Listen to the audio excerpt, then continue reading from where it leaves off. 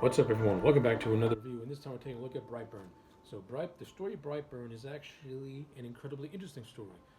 Brightburn tells the story of what if Superman crash landed on Earth as a kid, and instead of being raised to be the symbol of hope, he ends up becoming a symbol of fear and of terror. And Brightburn tries to tell that story. An intriguing, interesting premise that flips the superhero genre on its head. But Brightburn, to me, almost nailed it. It has some weak spots to it, but overall, it's a decent effort for for the story this movie is trying to tell. And I'm going to do my best to illustrate my pros and my cons. So let's get off with the good stuff. All right, number one. Overall, I thought the performances in this movie were rock solid. Elizabeth Banks plays the mom, Lori. I thought she did a really, really good job playing the mom. She has a lot of really good emotion. She has a lot of really, really good scenes, especially when her son goes on the killing spree. She just refuses to acknowledge it, and she legitimately tries to pass everything off as an accident when it's clear as day. She just not does not want to accept that her son is a Looney Tune, and it's just somebody who's on a kill spree. And I thought Elizabeth Banks did played her role fairly well. Um, David Denham, who played her husband Kyle, I thought he was fine in his roles as the dad as well, who instantly is wary of his son and knows that there's something going on, and the fact that he can't get his wife to believe him, I like it. I think that subplot of the movie goes on for way too long, and it kind of seems more like time filler, but it's okay for what it is. Brandon A. Jackson, I'm sorry, Jackson A. Dunn, who plays Brandon Breyer, I thought did a really good job playing Brandon Breyer, aka Brightburn, the villain of the piece. When we first see him, he's just this average 12-year-old kid. But as the movie progresses, we start to see that there's something more to him. He has superhuman strength. He has X-ray vision. He can fly. And when he finds out that he comes from another planet, and that the spaceship that brought him in is pretty much brainwashing him to take over the world, and we see him become this force of evil, it's good. And when the movie goes into dips its toe into the horror element of the story, it's done fairly well. This movie's got some good suspense to it. Actually, has a lot of really good suspense to it. It handled its gore pretty well too. It's never gratuitous or over the top. I mean, this movie does have some gory moments to it. Don't get me wrong, but it does it in a very tasteful way. So I am okay with that. That stuff is fine. And the performance of the young actor for a first timer, not bad. He has moments where you can clearly tell that he's very raw as an actor, but it's nothing hard. But there are also he also shows glimmers of there's potential for this young kid with more seasoning could be a very talented actor. But and this movie kind of shows that. Now making him the center of the story, I think you could have got a more capable young actor to take the reins. I think would have been done a much better job that way. But for this young gentleman, I thought he did a good job pretty much anchoring a movie that relies mostly on him and his performance. And for the most part, despite a couple of weak spots here and there, he does a relatively good job. The supporting cast around him, they all play their roles exceptionally fine too.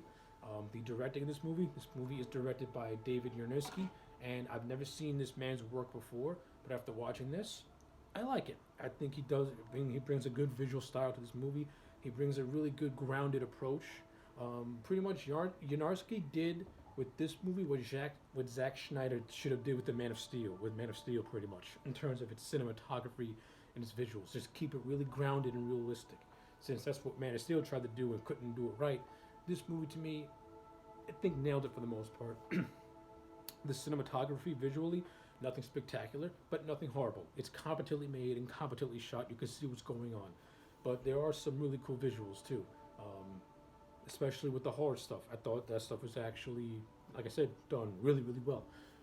And the special effects movie, the CGI, also done well. And I like how we don't see a whole lot of Brandon's powers. The movie picks its spots when to show what Brandon can do, and I like that. It doesn't overdo it, doesn't overuse it. So that way, when we see it, it's a shock. Like when we see him use his X-ray vision for the first time, it's a shock. When we see his superhuman strength, it's a shock. When we see what he does to his uncle, pretty much kills him, you're shocked and you're scared when you see him like pretty much burn a hole through his dad's head with his X-ray vision. It's a shock, and pretty much the whole last 20 minutes of the movie where he's terrorizing his mother at the house, eventually killing her by dropping her to her doom after taking her into the skies. It's brutal. It's good stuff too. I like it a lot. Some of my negative of this movie, I think this movie in a lot of areas can go at a very snails like pace. I think it goes on a little too heavy with the rivalry between the mother and the father. I would have had that thing get resolved a little more quicker than how it did. I understand this movie is trying to go for a more family drama element, but when you're telling a superhero horror story, you gotta keep that family drama very minimal because it's gonna eat up too much time. And how I would have done it, I would have done just enough to make you care about the parents and make you care about their feelings towards Brandon as he assumes his role as the terrorizer, as Brightburn, and pretty much the mother just holding to the truth that nothing's wrong with her son, and then the father knowing there's something wrong and eventually leading to his doom. That stuff I would have kept. I would have trimmed it down just a little bit and focused more on the horror aspects and made this movie more of a character study of Brendan Brayer instead of just kind of hopping all over the place. What this movie does, we don't really get a chance to go inside Brendan's head, and I think that to me is the movie's biggest flaw. Like we don't really get to see what goes on in his head, and this movie doesn't really tell us exactly where he comes from. It just says he comes from space. Okay, where in space? Why did they send him to Earth? Why do they want him to take over the world? What is the goal? What is the objective? We don't get inside Brendan's head. We don't really see what makes him tick. He's played more as a force of nature instead of a developed character, and I don't like that at all. This movie gives us the bare bones of him getting bullied and things like that, but we don't really get a chance to know who Brendan Brayer really is once he assumes this role as Brightburn. We don't see him trying to learn about his race or studying where he comes from. He finds out he has powers unlike anyone on Earth, and then he goes on a killing spree. And even though some of the kills he does, they're all pretty good, and the horror element works, for me, that is, we don't get a chance to know who he is. And to me, that's the movie's biggest flaw, is that at the end, we don't know who Brendan Brayer is. We just know him as a 12-year-old kid who finds out he's an alien and then goes on a kill spree. We don't get a chance to go inside his head.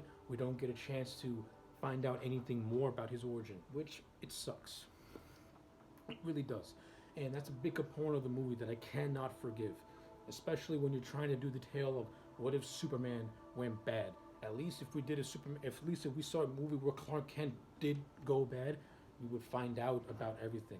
This movie did not do that, and a lot of that has to do with the 90-minute runtime. This movie should have been at least 2 hours, so that way we have a chance. So that way this movie can slow itself down a little bit in a lot of areas.